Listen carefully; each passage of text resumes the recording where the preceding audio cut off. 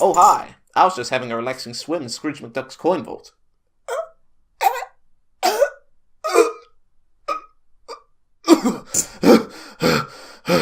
Relaxing. DuckTales, woohoo! A 2D platformer by Capcom released in 1989 for the NES. Made by the same people behind the Mega Man series, DuckTales is considered one of the best games for the NES and sold over 1 million copies. Now I never had an NES growing up and I didn't know anyone that did, so this is actually my first time going through this game. Will it be as good as I'm led to believe, or have the sweet nectars inside this game gone sour with age? Let's find out. DuckTales, a 2D platformer from Capcom. Based on the popular DuckTales cartoon series, you take control of Scrooge McDuck as he travels the world looking for the 5 lost treasures and tries to become the richest duck in the world. His adventure takes him to 5 different locations: the Amazon, Transylvania, the African mines, the Himalayas, and the surface of the moon. He is joined on his adventure by his nephews, Huey, Dewey, and Louie, or by Huey, Louie, and Louie in his control room, his pilot Launchpad McQuack, his maid Mrs. Beakley, and Webby, each offering assistance or help on his adventure, with the kids giving him helpful advice, Launchpad taking him back to his mansion, and Mrs. Beakley tossing out ice cream to replenish health. Despite Scrooge being an old duck, he still has some sweet moves. He can jump and swing his cane at objects. He can also bounce on his cane like a pogo stick. This is also Scrooge's main way of attack.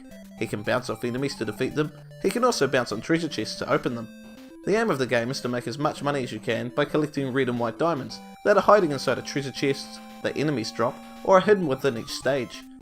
As you are going through the stages, there are also other items you can collect. Ice cream that restores your health by 1, a cake that will fully restore your health, a magic coin that gives you invincibility for a short while, and a Scrooge doll that gives you an extra life. There are also 2 star-like items that will increase Scrooge's hit points by 1. Each stage has a selection of enemies. The Amazon has wild animals like gorillas and helicopter-sounding bees. Transylvania is full of the undead like zombies and mummies. The mines have underground animals like slugs and bats, and these weird ducks that jump out of the water. The Himalayas have snow animals like these jackrabbits that look like they're flipping Scrooge off, and these jumping goats. And the moon has aliens and space ducks floating around. There are also the Beagle Boys around, causing trouble. You defeat pretty much all enemies by bouncing on them with your cane.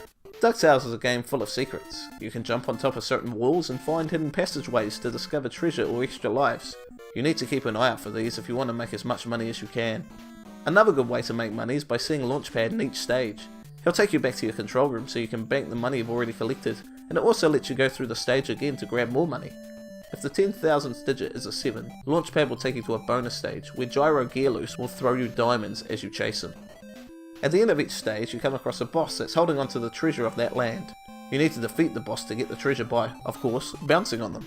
The Amazon sees you fighting the Incan King to get a scepter. In Transylvania you fight Magica Dispel to get the coin of the Lost Realm. In the African mines you face off against the King of the Terra Firmes and obtain the giant diamond of the Inner Earth. In the Himalayas you fight the Abominable Snowman and get the lost crown of Kangaskhan Khan. And on the moon you face the Lunar Rat and get the green cheese of longevity? I don't feel like Scrooge was finding these treasures as much as he was stealing them. After he gets the treasure, he does a little dance. Yeah. There are also 2 hidden treasures for you to find. These require you to go looking around the stages and doing some careful platforming to find. DuckTales is a unique game, as you can pick any stage you want to go to in any order. Similar to the Mega Man game, so you can pick any robot master you want to fight. In fact, this game has many similarities with the Mega Man games. From Scrooge jumping with his mouth open, to the levels that scroll when you go up and down. The bosses are even in their own wee arena, like the Mega Man robot bosses are, but this isn't a surprise since it was made by the people behind Mega Man. The game offers you 3 different modes to play: easy, normal, and difficult. I didn't try the easy mode as I'm not a baby, but the differences between normal and difficult seem minimal. The only thing I could see that was different between the two is there's no magic coin in the difficult mode. The game looks good for a 1989 NES game. Not quite as good as Super Mario Bros. 3, but you can tell who all the characters are. One thing people always go on about with this game is the music, and how good it is, especially the moon theme. And they're right, the music is great, but the moon's theme takes the cake.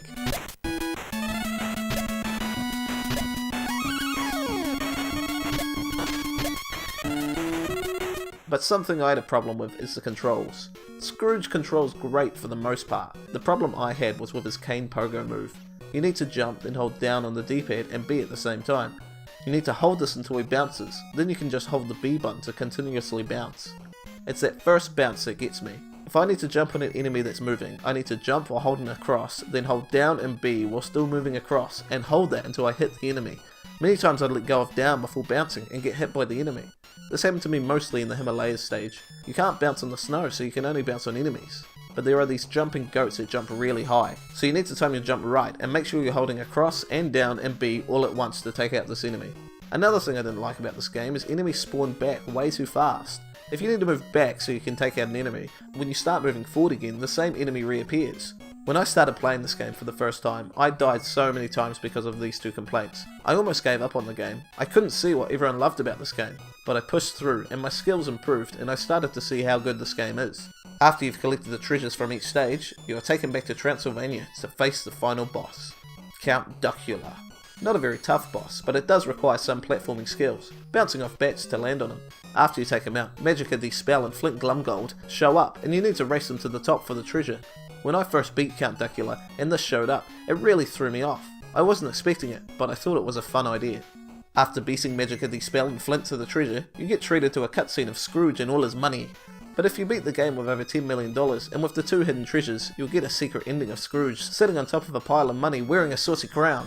I like how in these endings he flies over to the left side of the screen and the newspaper appears. There is also a third ending that requires you to finish the game with $0, but I was too good for that to happen, so I didn't get to see it. You are then treated to a screen of Huey, Dewey and Louie reminding Scrooge that they helped him find the treasure, to which Scrooge responds that he couldn't have done it without them, and that he is the richest duck in the world because he has his family. And also all the treasure he stole.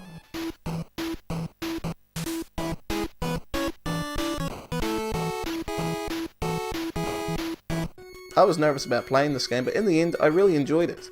I died a lot at the start and didn't really see what the fuss was all about, but I quickly got better and I started having a real good time with it. Not a very long game, I was able to finish this game in under 50 minutes once I knew what I was doing.